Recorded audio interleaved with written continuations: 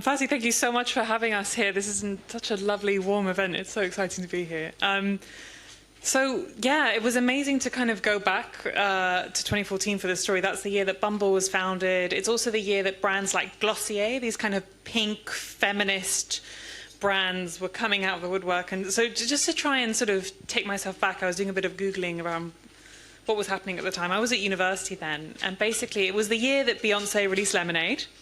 It was the year that she sampled Chimamanda Ngozi Adichie's We Should All Be Feminists in Flawless, I think it was.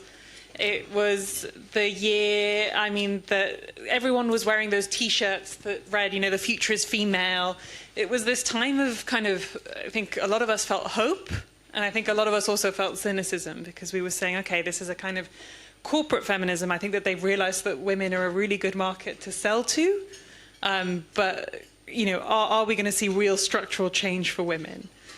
And I think 10 years on, we can discuss, but the answer is we're in a much more kind of masculine corporate environment again. As you said, we've got Mark Zuckerberg saying, you know, we need masculine energy, that companies have been neutered, and suddenly these kind of female self-made billionaires are no longer in vogue, which isn't what it should be about anyway.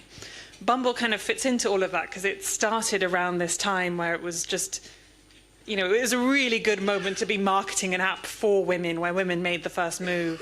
And it went to IPO, so the company went public in 2021. It was amazing. Whitney Wolfe Herd, the founder, became the world's youngest self-made female billionaire. I think now the share price is down 96%. The company has gone like this. It's lost a lot of users. It's facing a really difficult moment for a number of reasons. And can you tell us, Patricia, a bit about how that aim, that kind of core aim that Bumble started with, kind of got diluted? Sort of what happened? What was the process that led to that? And kind of when did we see the changes happen? And what changes did we see happen in the app itself? So there's been a lot going on for dating apps in general. One is that I think the kind of swipe era kind of died down about 10 years in, but you know, the apps like Tinder and Bumble were marketed where you kind of swipe through people and you kind of pick the hottest person, and that was kind of the appeal of it. And I think a few years in, people started, it gets referred to as dating app fatigue quite a lot. I'm sure a lot of people in this room have kind of experienced it, this feeling that you are a kind of commodity and you're just kind of swiping through. What I was told by a lot of people is that there's a feeling that they're somehow being tricked by these apps, that their, you know, really good features are being hidden behind paywalls. There was a feeling that, you know, in heterosexual relationships, that men felt like they were just in this desert. You know, they're sort of getting sort of limited numbers of likes and so on, and then women, on the other hand, are completely inundated by messages, many of them creepy. And Bumble was there to kind of step in and help that, but at the end of the day, it was also a kind of swipey app. So this was one problem that Bumble was facing. It also had a number of kind of marketing campaigns that didn't go wrong. I don't know if everyone remembers that in 2024, they did a campaign that was like, look, women, we know it sucks to be online, but you know, you don't have to be a nun. And this was right around the time that Roe v. Wade had been overturned in the US, and it just landed so badly for the company. You know, lots of people were saying, how dare you try and impinge upon my freedom? What if I don't want to have sex? That's my choice. Why is the company telling me what to do? So that went badly for them. And then the final reason, and an important one that we uncovered, because Barney was my editor on this story, we worked together on it, is that, that men's rights activists had been suing the company, saying that it was discriminatory for them to allow women to make the first move. Yeah. And we can go into that, but this was confirmed by several people with very good knowledge of internal conversations at the company. And this put a lot of pressure on the company, because this was all to do with a lawsuit in California. And California is the biggest dating app market in the US. So they felt that they couldn't sort of move out of that market. And then they decided, well, you know, it feels that women are not that happy with always having to make the first move. So maybe it's a good time to, given that we have to make these changes, which are costing the company a lot of money because of this lawsuit, or the series of lawsuits, let's no longer make women make the first move. Let's introduce this thing called opening moves. Right, so they didn't immediately drop it. There was a sort of watering down of this thing. So the first lawsuit came in 2018 from a man in California, again, discrimination. So they introduced the ability for men to emoji react to women. That didn't stop a wave of lawsuits. So in 2023, they got 20,000 legal threats, so arbitration threats, so threats of lawsuit. And it cost the company, according to their own annual report, but no one had spotted it, $65.8 million in a single quarter, which is an extraordinary amount of money for a company of that size. That year, they lost $4 million. So, there's a serious pressure on a business, even if they bring in a lot of money. And so, by late 2023, they were saying, okay, we can't afford to keep doing this. And so they introduced this thing called opening moves. So if any of you have been on Bumble, it's a bit like Hinge. You can put a question in, what's your favorite Sunday brunch or whatever, Sunday event, and then the person can reply Sunday Papers Live, obviously. And then, and so then that was sort of seen as a way to allow men to make a first move. Absolutely. I wonder if it's worth talking a little bit about sort of how the story came about. As you say, we caught wind of this, but you broke this thing about the men's rights activists. But before that, we came to it, didn't we? And journalists, we absolutely love a gossip. So we thought we'd heard this thing kind of at a party actually, and it turned out that Bumble was having some trouble at their UK office. We'd heard that a few people had been let go for gross misconduct. There were allegations that someone had been watching porn. But the numbers were quite staggering. It was 20 people from Bumble's office in the UK. Can you tell us a bit about how you kind of went about investigating those particular allegations and how that led you to the men's rights activists in California? Yeah, so Barney was like, I heard this, can you just go have a look? And then... The role of an editor is great, you just get on with it. And we agreed, this is so interesting, because either it's the case that... so we knew the company, just for context, had been having trouble. So the FT had reported that Whitney Wolfe Herd, the founder of Bumble, had had an all-hands meeting where she'd let a bunch of people go in London, and then she'd kind of said something along the lines of, London isn't where the talent's at anyway. And she'd massively offended people in the company. There were all these kind of people emoji reacting on this Google Meet, and she'd got really angry, and that had leaked to the press. So we knew something weird was going on. And then Barney said, I heard this. And we said, okay, either it's the case that they fired a number of people. It's a feminist company, and it's got people where a bunch of people are watching porn on their laptops and they've been fired en masse. That's kind of interesting. Or it's the case that they've somehow made it look like these people watching porn because they want to lay people off because they're in the middle of layoffs and they just don't want to pay them the proper severance package. She'd just come back in, Whitney, to kind of restructure the company as well. That's what was happening, right? Yeah, Whitney left the company in 2024 and she came back in 2025. And so we said, okay, these are two, but either way, it's going to be an interesting story. So let's go have a look. And I started making calls. We did eventually stand up the porn thing. So I think it was 30 people who had been laid off in the UK offices for watching porn on the laptops. They deny this. They say that they were people who were on the trust and safety team who were looking at escort websites because that's what they had to do to keep users safe. There's going to be a tribunal. It's a whole thing. But in investigating that, you look at the company's share price over 5 years. We'd been talking for years about trying to do a proper story on the kind of the death of the dating app, essentially. And we said, okay, let's try and take a long view here. Let's try and figure out how the company ended up at this place where it's having these horrible layoffs that are affecting so many people. And so I started sort of calling people who had been at the business, for the past 5 years, rather than just the people who had been laid off then. And it was through having those conversations that someone kind of just said in passing, well, obviously you know about the lawsuits. And actually, no, that's not what they said. They said, here's a scoop for you. and normally when people say that, they then tell you the most boring thing ever. But in this case, I was like, hold on, what?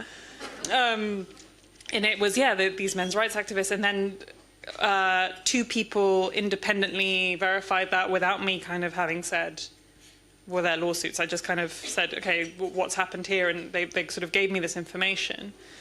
And then basically we sat and trawled through trying to figure out, because there were a number of different lawsuits, and all of these lawsuits are public in the US. So it was trying to piece together when this pressure on the company had happened. Yeah. I wonder if you can explain a little bit the law that actually means that you can bring this sort of case, and why there were so many of them as well. I think it would be interesting for people to know about that. Yeah, it's a really important part of the story, and actually one that I think warrants further reporting, especially from journalists in the US. So there's a law in California called the Unruh Act, which was brought in before the Civil Rights Act. It was born in 1959 by a man called Jesse Unruh.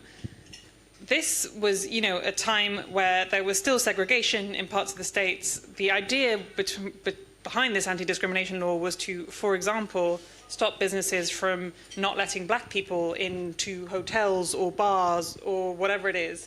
And there were also, women, discrimination based on religion. But that was the kind of cultural moment that it was born into.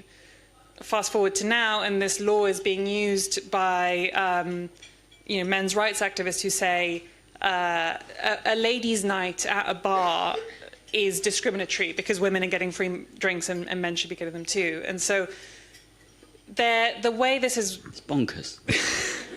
This way this law is set up is that you can sue per individual claimant up to $4,000. So there's a very good example, which is a baseball stadium was giving away free tote bags to mothers on Mother's Day in America. And in America, Mother's Day is like an even bigger thing than it is here. Like, it's a kind of national holiday, I think. And they were kind of eyeballing it. Obviously, if you were a kind of woman that looked like you could be of a mother, they gave you the tote bag. And if you're a man, they didn't give you the tote bag. These three men went to the stadium just with the purpose of seeing if they would get the tote bag. They got told no. They sued on behalf of every man in the stadium, $4,000 per man. And they almost bankrupted the stadium. They ended up losing the case. But there have been instances of a Peruvian bar that closed down because they were giving away free drinks to women on ladies' night. And Bumble, as I said, it cost the company nearly $66 million in a single quarter, and it's all because of this kind of mass arbitration. And what we found through investigating this is that there are certain people who have realized that this is a business opportunity. The lawyers who help put forward these cases then take a cut of any settlement. And they're expanding the law. So Tinder actually, and again, it's something that we should report more on, was sued for age discrimination for offering a cheaper rate to under 30s, which is very common. Lots of businesses do that. And they settled, after 12 years, they settled for $60 million. And again, the claimants get a part of that, the lawyers get a part of that. It's good business. It's worth saying at this point, we do have some Observer tote bags, and we give them away to anyone. Yeah. Little plug there. Can you tell us a bit about what these MRAs, men's rights activists, are actually like? There's a character called Alfred Rava that you kind of focused on. Just interested to know, sort of, what is the background of these people? What do they do? What are they like? Yeah, so I spoke to a couple of men's rights activists for this story. I mean, what are they like? So Alfred Rava, he is on Reddit threads that I was looking into for men's rights. He was known as this kind of like man of the year. He's the one who brought this tote bag case, and he brought this one case against Bumble, which I should say, interestingly, was on behalf of two women who say that the act actually discriminated against them because it put undue pressure on them to make the first move very stressful. And so that case was eventually dropped, but he was one of the people suing Bumble. He doesn't do a lot of press. He claims he got misrepresented, but he answered some questions of mine over email. And he said, that he realized he wanted to do this because he went to a bar in San Diego on ladies' night, and he asked if he could go in for free, and the bouncer said, go home, put on some lipstick, and then come back. And then he said he was so angry, he went and Googled, what do I do about this? And he found that there had already been a lawsuit, and thus his new business was born. A campaign. So, they say that they're doing it because they want an equal society. What one of the other men I spoke to, Alan Candler in particular, kept saying to me was, what if we flipped it? What if we flipped it? How would you feel if you didn't get the free thing? And when I said to that person that I had grown up in a patriarchy, that there are plenty of ways in which women are more disadvantaged, let alone people of color and so on, he kind of just said, we don't live in a heavy-handed patriarchy. I just don't believe that. I believe that the tone has swung against men. one thing he cited in our interview was that he had seen there was an ad in the Super Bowl that was kind of went out to a huge audience in America and had made a joke. There had been a baby born in the ad, and the ad had said, "Oh, sorry, it's a boy," and he'd found that like deeply offensive. You know, it's tasteless, I don't know, or not, I don't know. It's open to interpretation, but this had kind of really deeply affected him, and he felt that it was unfair that society was swinging against men, and that that's what they say they're fighting for. But obviously there is a big financial element to it as well. I mean, obviously, some of this is uniquely American. It goes back to the affirmative action case that went to the Supreme Court and was knocked down. I wonder if you think that there's a sort of wind that's blowing, though, into the UK with this as well. I mean, to what extent do you think we've seen lawfare of this type in the UK regarding men's rights activists? I don't know. I think that we are, overall, we're a less litigious society. And I think that we don't have the same kind of mass arbitration kind of set up in our legal system to sue someone at scale in the way that they do in the US. So I think it's a problem for businesses like Bumble that have branches here in the UK in particular. But I think it is quite a US. I mean, in everything about this story, that kind of corporate feminist thing is. We do have that here in the UK, but it's quite American. I mean, you see a lot of it in terms of, other businesses kind of scrubbing DEI language, for instance, on one side of the Atlantic versus the other. They will literally separate out that operation and, their annual reports will say different things on that particular question. I wonder if it's a similar issue. I will say briefly that one very senior person I spoke to said to me, "I'm really glad you're doing this as a British journalist, because right now in Trump's America, there are things that our journalists can't say that sometimes having an outside eye on is really helpful. And I actually want to tell you this because I feel that you'll be able to do it in a way that America," which really surprised me. So there's a bit of that. And vice versa, Yeah. But Bumble, contends that this wasn't really about the lawsuits. It was user research from women showing they didn't want to make the first move anymore. Yeah. What's the kind of reality and the data behind this? What does it say? I think there is a bit of truth to that. I think that they had found that the business model, that dating app fatigue thing is real. I think, again, as I say, I'm sure a lot of people in this room have felt it. And so I think that this kind of mess with the lawsuits became kind of enmeshed in this broader idea of, the kind of dating app fatigue. But in trying to fix all of it at once, what happened is that the company lost its, what we call the unique selling point. So its USP, which was women make the first move. They were a feminist brand. That was the whole thing. And trying to kind of move forward a business without that, I think, has proved really, really challenging. And I spoke to lots of employees who had just left who said, I felt like I joined this business. It was so amazing. Like, they all were so positive about the company and the culture. And they said, it was starting to just feel lost. We didn't really know what we were. We didn't know what we were trying to be. Yeah. Yeah, absolutely. And just more broadly, in terms of kind of the broader slowdown in perhaps the use of dating apps, I mean, there's some astonishing numbers in your reporting. I think, was it 300,000 users that Tinder lost in a year, for instance, at one point? These are big numbers. And, to talk about competitors has always struck me as kind of weird how Hinge's tagline was designed to be deleted.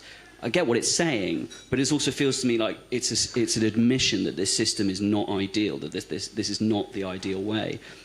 So are people done with dating apps? I mean, what does the data say on that? I had this amazing conversation that we couldn't use very much of in the reporting. I still need to figure out what to do with Christian Rudder, who was the founder of OkCupid, which was kind of the original dating website. And he wrote a book called Dataclysm about 10 years ago, based on 10 years of data from OkCupid. And he calls it a journey into the dark heart of humanity. And it's just like every single stereotype that you can imagine is in that book of, women only want a certain kind of tall, moneyed man, and men only want a woman who looks a certain way, and just everything you can imagine is in there. But I spoke to him at length about what's kind of broken about dating apps, and he basically said he thinks the era of the swipe is over. And if you're going to make something work, things like Hinge are doing a bit better because they are, when you get that, you look at the app, you get a whole person. You don't just swipe through, you scroll through their profile, you read their 3 questions, you see 6 pictures of them. OkCupid was the same, right? It was a kind of, you answered loads of questions and you got more of a sense of a individual. That kind of quick hit dating, I think, is going to struggle nowadays, and I think that's something Bumble has to face. And then there's lots of, as a business editor, there's so much interesting stuff in terms of like the way these companies are rewarded, or if it's a private company, then it's all about 10xing your capital, just making more and more money, bringing in more and more investment. And there's a limited number of people that we can date in the world. Like, I just don't think that these businesses can scale in the way that a Facebook can or whatever else. And if they're a public company like Bumble, this is getting slightly in the weeds, but like to fix a business like that, again, you're asking your shareholders to really kind of bear with you through layoffs and saying, look, we will make this make a lot of money. And I don't think it's that easy to just keep sort of constantly bringing in new revenue. I think these are maybe a dating app of the future is a smaller but steadier business. Can I ask about the role of the sort of female founder? I mean, Whitney Wolfe Herd, obviously people have contrasting opinions about her. But, that moment where she in 2021, I think it is, where she stood at the New York Stock Exchange and kind of launched Bumble in a full yellow suit with a baby on her hip. Would we see that now? I mean, what's the situation with that particular part of this story and her? So what's interesting about Whitney is I think that year, she was one of 3 women to take a company public in the US out of 550. I think the number of women to take, I think it's 9% of women now. So that's slightly more than it was back then. I don't know what 3 out of 550 is, but it's less than 9%. It's improving, but what she represented, what she built was impressive and amazing, and this is not about her, but the problem with the kind of 2014 corporate feminism is that it wasn't about like breaking down barriers for women or introducing structural change. It was about selling this message to us that you can do it all. You can have a baby on your hip and IPO a massive multi-billion-dollar company if you just work hard enough. If you do the kind of Sheryl Sandberg's book, which by the way came out in 2013, if you lean in at the boardroom and you say what you think, then everything will be fine and go women. When actually it's just more complicated than that. This is about making sure that we have proper, education from the ground up, that we have proper maternity services, that kind of thing. And none of that has really changed in America, especially in an atmosphere where, or in the UK, by the way, but especially... what is it, 8 out of 100 FTSE CEOs are women at this point. It's barely changed for the last 3 years or whatever. Yeah. And so I think the challenge that Whitney in particular faces is that she's selling this message. I think she believes it, that she wants us to live in a society that's safer and better for women, but she doesn't represent something that's structurally changing. She just represents one very successful woman. Absolutely. Just to kind of bring this back, to have a bit of, the feminist utopia to echo the last session, do we think that there's going to be some positive change in this field? You've done some reporting since, haven't you? Can you tell us a bit about that? Positive change? In terms of Bumble itself, maybe coming back to some of these principles that it started with.